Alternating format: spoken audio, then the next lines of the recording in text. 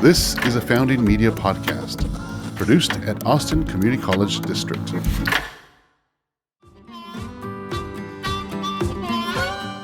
Welcome to Science in the Mall, y'all. I'm your host, Dan Dillard. Since COVID-19 has impacted the world, we want to focus the next few episodes on the work and some of the science being done here locally in Austin. Today, I'm joined by Brian Windsor, CEO of Lung Therapeutics. Lung Therapeutics is developing a pipeline of drug therapeutics for lung conditions that would otherwise require invasive surgery to treat. One of the lung conditions that the company is developing a drug to treat is idiopathic pulmonary fibrosis. This drug is particularly important right now because of people infected with COVID are more likely to develop IPF. However, this was not the path Brian planned on pursuing at all. Growing up, he wanted to be a musician and a rock star. But one biology course at a community college changed everything for him. Let's jump into the conversation so we can hear more about Brian's journey to the sciences and the life-saving drugs Lung Therapeutics is developing.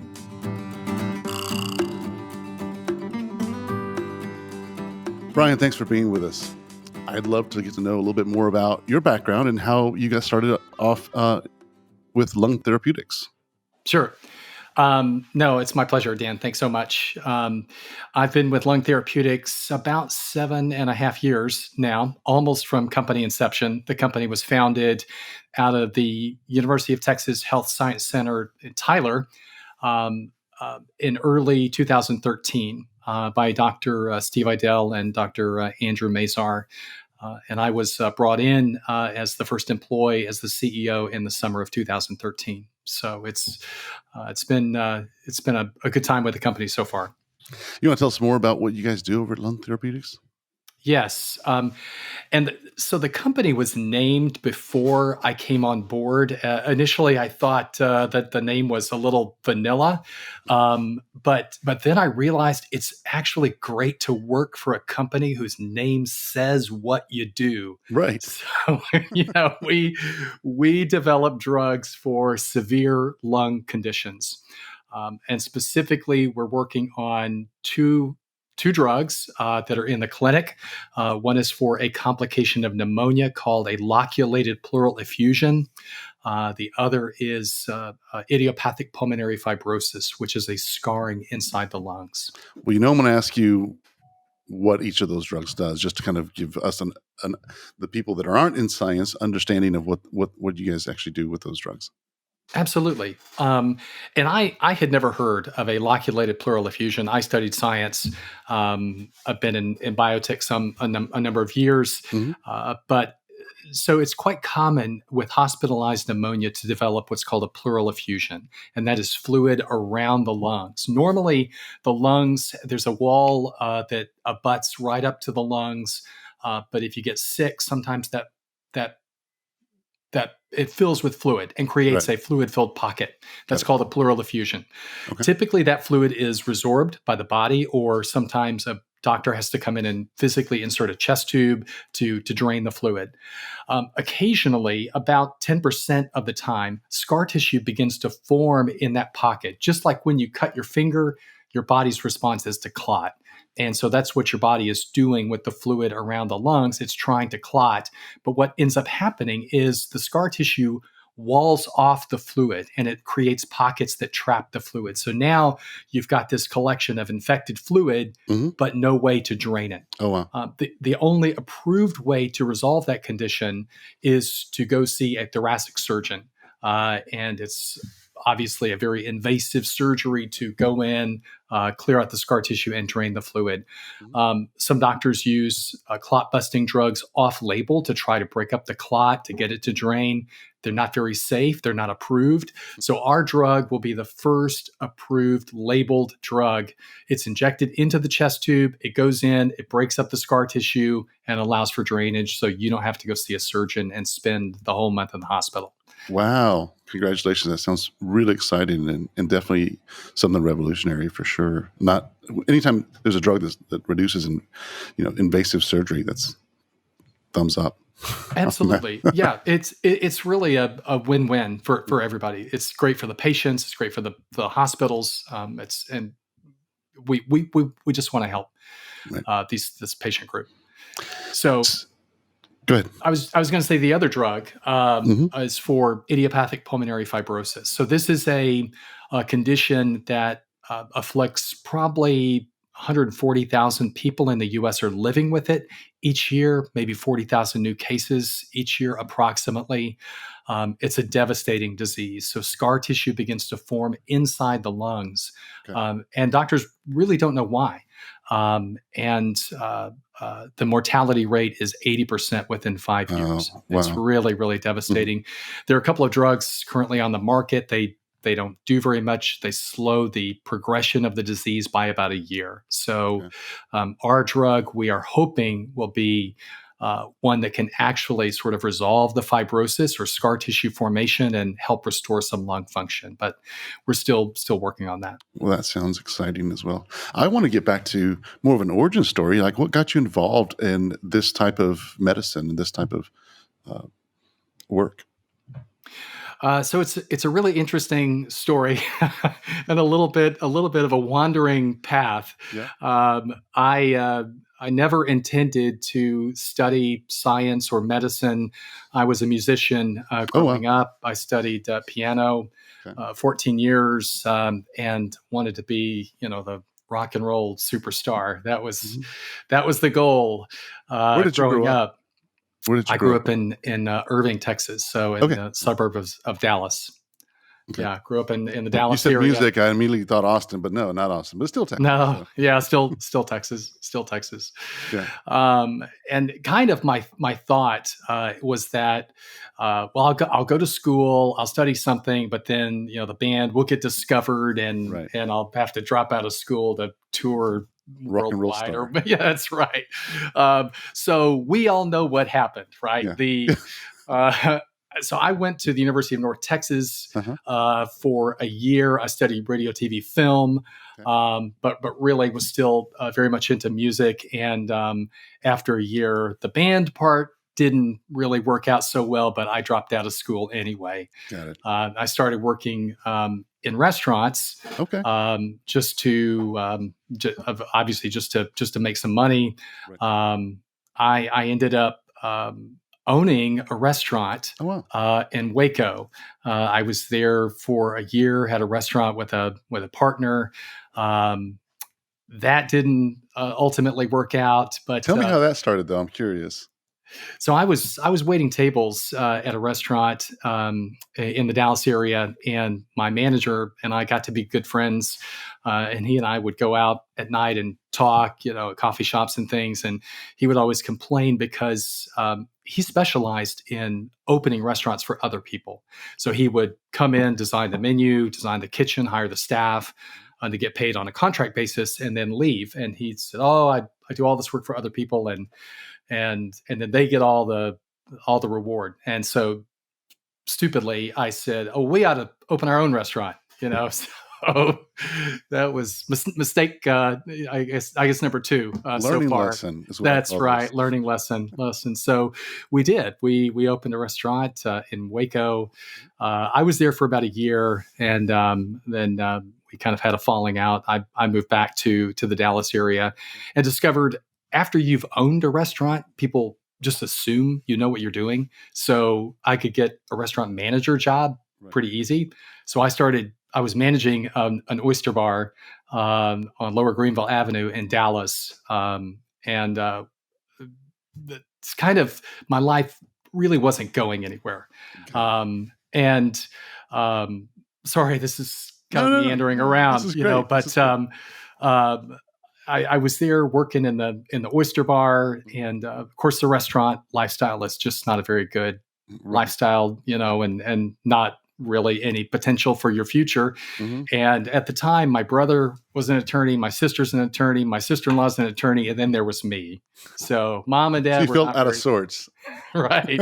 Yeah. Especially mom and dad felt out of sorts. They were not thrilled with their son, just standing around in the oyster bar all day. But I really didn't know what I would study. I told people I will never go back to college. I'd said I'm never going back to college, but I finally just kind of got pushed circumstantially into, I've got to do something else with my life. So I really, one of the reasons I wanted to do this podcast was because I personally have a big place in my heart for community colleges.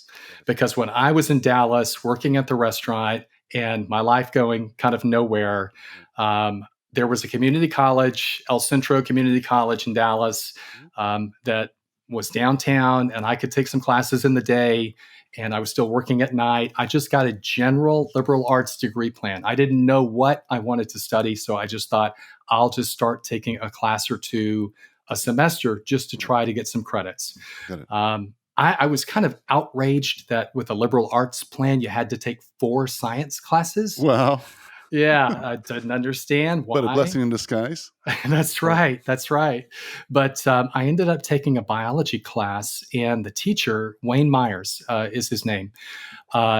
He's one of those teachers that turns your life around. You'll remember those teachers and their names for the rest of your life, for sure. Yeah, absolutely. Absolutely. And I had never, to me, biology was like dissect a worm and memorize the parts of a cell. Right. And it was completely boring. But actually, science is really about it's like a mystery. There's something going on, and we have to figure out using these tools how to solve this puzzle. And it kind of opened my eyes, and I saw, wow, this is something really interesting and something I think I could study. So I decided to transfer to UT Austin, and I finished my undergraduate at UT Austin and then got a PhD in molecular biology at UT Austin. He certainly impacted your life for sure. Absolutely. Great. So then take us from UT Austin graduate to where you're at now. So you can kind of see from my growing up, I've had an entrepreneurial kind of bug in me from the beginning. When I was a grad student, I got involved in a project. Another grad student really had started the project in a different lab, but I got to work on this project, and there ended up being some technology that was invented during the process. This related to drug resistance transporters and the activity of those in plants and other organisms. And so this technology was patented by the university. And I was an inventor on that patent. And so I had an advisor, Alan Lloyd, but then a second person, Stan Rue, was almost like a co-advisor. And so I told my advisors, I said, well, we ought to start a biotech company. Does this sound familiar? Yeah. We ought to start our own biotech company and license our patents and run with it. And so that's what we did. So we were able to license the technology, and I kind of started down the school of hard knocks on how do you pitch to an investor? How do you put a work plan together? How do you take this science project, and make it a commercial product? And so we formed a company, and that company was going for a few years. And we finally got some people involved who really knew about biotech and really knew about running a company like that. But by that time, we were a couple $100,000 in debt to patent attorneys, and I found out then that venture capital doesn't like to fund your debt, so we weren't able to get any funding, and that kind of also crashed and burned. But another got me off. Lesson. Yeah, Bigger learning lesson. That's right. There are always lessons in hindsight. When you're in the middle of it, it's such a tough go. But no, in hindsight, I'm really thankful that I had those experiences. All this time, tell us about your family. Do you have a family, and how do they support you, and all that kind of good stuff? Yes, I have a wonderful family. I'm married. My wife, Rebecca, and we have 3 children. Our oldest daughter is going into her junior year in college right now, and then we've got a son in high school and a daughter in middle school. And they're incredibly supportive. The family's very supportive. To be in biotech, there's a lot of risk that you take, and I'm really thankful that I've Do you got see any little scientists or any or little mathematicians or little entrepreneurs around yet? Actually, it's funny. So, my oldest daughter, who's in college right now, kind of always used to say, well, I'm never going to go into science. She was the one that Dad did that, so I'm not going to do it. Right. But she's got a pretty brilliant mind for math, and she is a creative writing major with a math concentration, which is kind of an unusual right brain, left brain combination. But she's got the math part for sure. And then my son, I think my son may go into science or medicine. He likes science. He's taking some tough science courses in high school right now. I think he may have the science bug. Our youngest, still too early to tell. Yeah, still a little too early. She's a big time animal lover. That's all we can tell from her so far. A daughter, and that's what she's about is animals, and we'll see what happens. So we're on the same boat there. Yeah. So let's get back to, you started the second business and did that for a while, and that was another learning lesson. And then how did you go from there to where you're at now?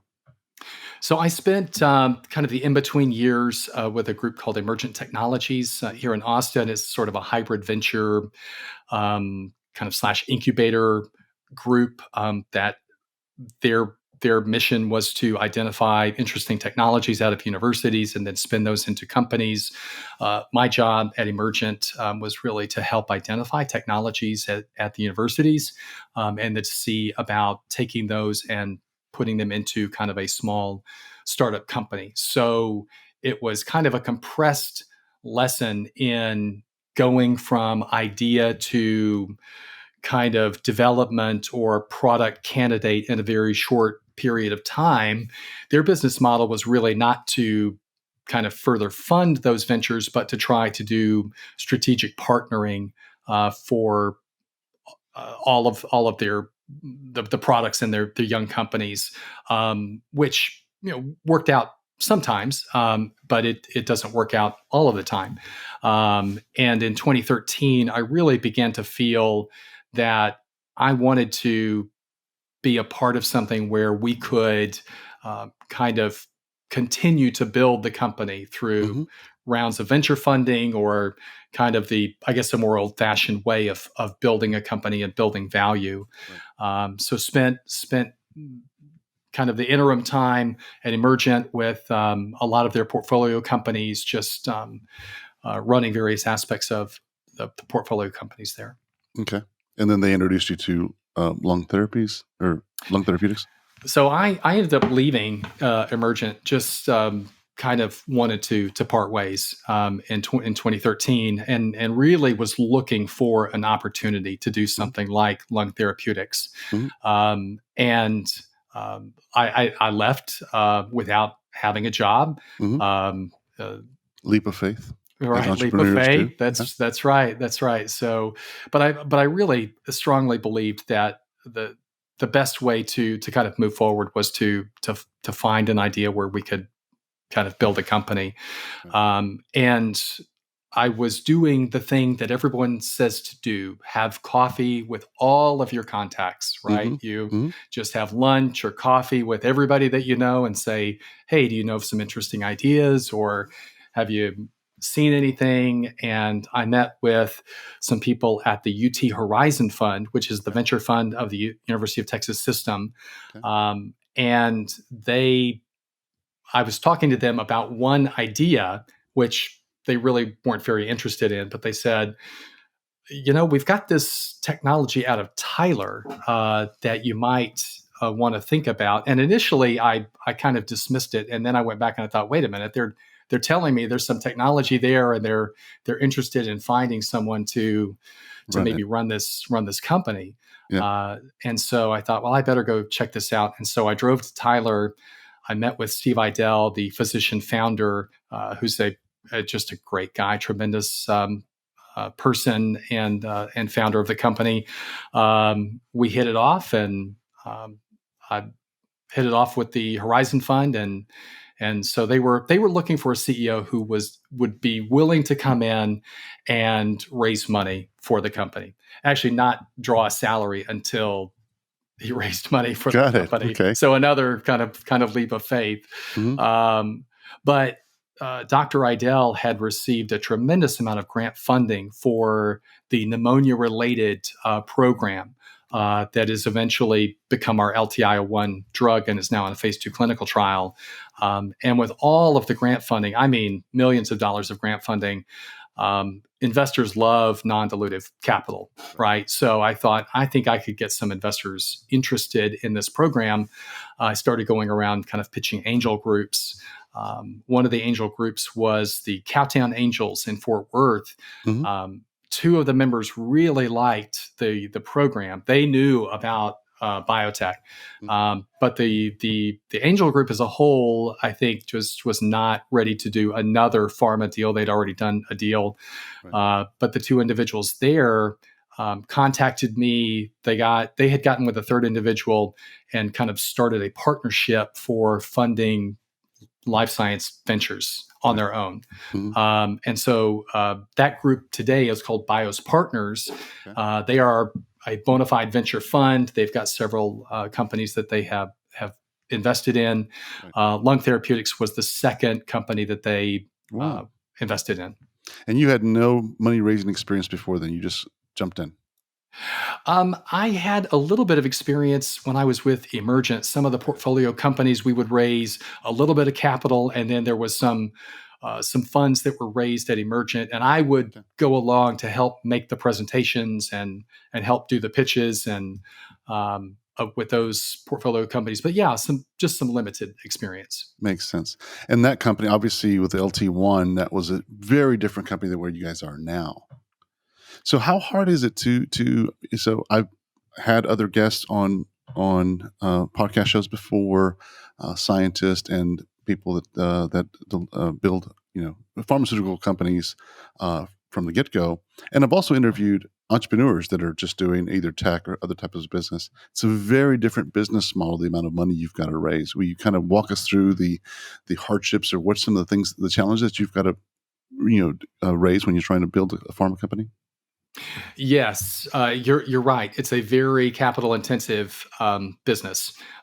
So far, we've raised, I think, just over $55 million in equity financing, and that's not a lot. Right. There are a lot of companies now doing Series A rounds or their first round of funding that do 50 million plus for the first round of funding. Wow. So total of, and that's over 3 rounds of funding. So that's really not a lot of money, but it just takes a lot of capital to make the drugs, to make sure that they're safe, to test the drugs, to go into the clinic.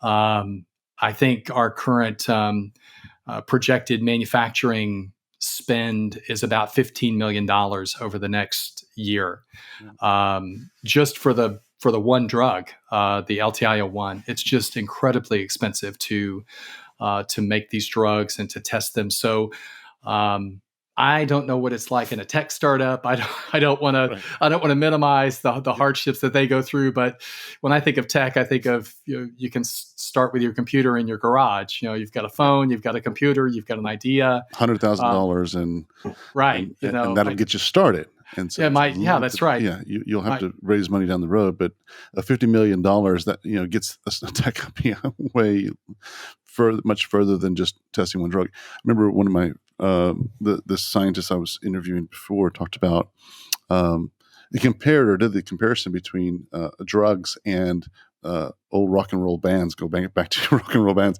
and having these producers that would say we're going to lose 9 times before we win one, so we have to add all these losses into that one. So it's like when you're developing a drug, you might spend $200 million on each drug, but you're going to fail 4 times. So the real cost of the drug that actually performs is like $1 billion. And that's how it made sense for me. So that's the first time that it opened my eyes to how expensive it is to not only develop, but also test and do all the testing that get sponsored and so on and so forth. So yeah, I congratulations to all the work that you've done, because it's a big mountain to climb.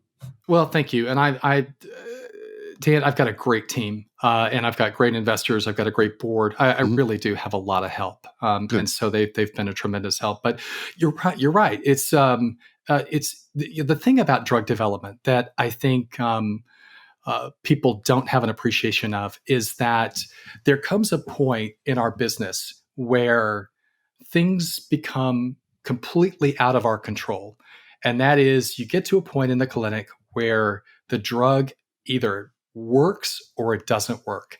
And despite all the science, despite all the effort, all the work that you put into it, the drug can fail for a number of reasons that are outside of your control. So you're right. There's a risk element involved, and that's why investors want 10 times their money back. Right. Because, like you said, 9 out of 10 are going to fail. So that one oil well that does gush, they want a big one for that.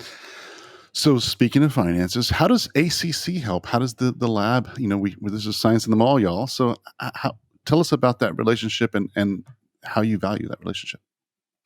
Yeah. So I will just say. Again, I've got a real soft spot in my heart for community colleges. I think they played a huge role in my life personally, and they play a tremendous role in the community. Without ACC, companies like ours just could not move forward. So here's another difference between the biotech company and the tech company is if you're doing any sort of research at all, or even some aspects of development, you have to have a lab. You can't just work out of your garage. And you have to have a lab to be able to apply for certain small business grants that a lot of very early stage biotech companies want to get these grants. That's maybe the only means of funding that they have. And to do these, you have to have a lab space, and it has to be controlled by you. So in other words, it can't be at a university where the university owns the intellectual property. Right. You've got to have your own lab space. So for ACC to have this biotechnology program, to have the lab space available to companies like ours, it's complete make or break. It's make or break. So we hired a scientist a few years ago, Brianne McKenzie. She's really kind of single-handedly done all of the research work for us, but we hired her to do some confirmatory experiments, and then she's done all of that work at ACC, typically in conjunction with investigators at the University of Texas. So it allows us to have our lab space and to do experiments and get all that stuff done. That's wonderful. When I first heard about this and did the walkthrough with Nancy and looked at all the facilities and what they've got there, it's just incredible what they've done with that space. And it's also inspiring to see how many companies are growing out of that space and what that's doing to our health. And among other things, it's not just health related, but they do a lot of things that are helping. For example, right now during COVID, with all the we're all really concerned about our health, and knowing that there's 4 or 5, 6 companies here in Austin starting in a space like this, creating stuff and technologies that are just amazing for our health. So it's pretty inspiring. I really admire the work that's being done there. Admire what you're doing there. So now you get LT1. You want to talk about the other? I mean, we touched on the other 2 drugs. What phases are they in, and what's the future look like for the next 5 years for you guys? Yeah. So LTI-01 again is in a phase 2 clinical trial. So what we're doing in that trial is to try to find the right dose of the drug to move forward ultimately in a phase 3 trial, and to also show that it works. We have so for the audience, how many phases do you go before it gets approved, and what does that look like? Just I just want to paint the picture. Typically, there are 3 clinical phases. Phase 1 is traditionally safety, looking exclusively at safety, most of the time in just healthy subjects, people that volunteer to come in and take your drug in a clinical setting. Phase 2 is when you get into trying to find your dose and also proving that it works in a kind of relatively small setting. Phase 3 then is proving the drug works in a much larger setting. So those are traditionally the phases. And then after phase 3, that's when that's when it can be public, and I guess other pharmaceutical companies come in and try to maybe make offers and kind of expand this drug, I would assume. Some of the That's right. Typically for a biotech like ours, you do want to continue to grow the company, but there's always the possibility or the hope that big pharma will come in at some point and swoop in, for your company or for the drug or for one of those. So makes sense. That's what we work towards. Yeah. You mentioned in our first conversation that you had a drug that has already been swooped up by one. Is that correct? Or not? No, okay. No. So we've had some interest from pharma companies, but honestly, that's not unusual. They're always on the lookout for interesting compounds. Okay, so I interrupted you. LT1 is phase 2, and then you've got LTI. LTI-03 is in a phase 1 clinical trial, so that's a safety trial. So we're just having kind of a first preliminary look to see what the safety is of that drug. So, Dan, I'm sorry, I know what you're talking about. So we had a technology in Lung Therapeutics that we spun out into a separate company, and that company it actually went public last October. It's called TFF Pharmaceuticals. So, we have a technology that we spun out into its own entity. Well, we talked about this a couple of weeks ago, and I had a distinct memory about something, but it's like, well, maybe I'm wrong. So that's good. That's good. So you know a little bit about that process. We also talked about, or the question really in everybody's mind is, what we're doing for COVID. So does Lung Therapeutics impact anything with what's going on with COVID? Is it something that's going to help, or or not? Yes, I mean the short answer is yes. Both of the drugs that we're working on, I think, will benefit. Maybe not COVID directly, but in indirect effects of COVID. So there is the potential for increasing cases of pneumonia. Our first drug, LTI-01, will certainly benefit patients that become complicated with pneumonia. But COVID is also beginning early on to show that survivors may have some long-term deleterious effects. And one of those could be the potential for pulmonary fibrosis, which is the second sort of indication that we treat. So I think it's possible that, unfortunately, pulmonary fibrosis may rise in terms of the incidence, and our second drug would certainly be able to benefit those patients. That makes sense. So that's what you mean by not directly, but indirectly. We are hearing more and more reports where all the other effects that COVID has, it's not just the immediate attack, it's the long term. And some of the drugs that you're producing now help in the long term effects, is what it sounds like. Yeah, that's right. So I don't think that we can have an impact on COVID directly. But I do believe we can benefit the long-term effects. The patients at the end of the day are going to need help. So whether it's direct or indirect, they're still going to need that. So Brian, what's the next 5 years look like for you guys? Well, primarily we'd like to continue to develop the drugs and grow the company so that we can get these drugs ultimately to patients and to the market. Whether that's through funding or strategic partnering, one way or another, we'd just like to continue to move the company forward. Brian, I really enjoyed this conversation. There's so much of, obviously, your industry I do not understand, but it's always nice to speak to someone that has especially taken the entrepreneurial route and kind of figured their own path, because at the end of the day, all humans are out there trying to figure their path and figured a path that works for them. And it sounds like that's what you've done and are doing, continuing to do. So congratulations on all that work, and I'm really pleased with the work that you guys do, and I just wish the best of luck to you guys. Thanks for being on the show. Dan, thanks so much. I appreciate it. thank you again, Brian, for joining us on Science in the Mall, y'all. It was a pleasure to hear more about your unique journey and how this path has led you to life-changing science.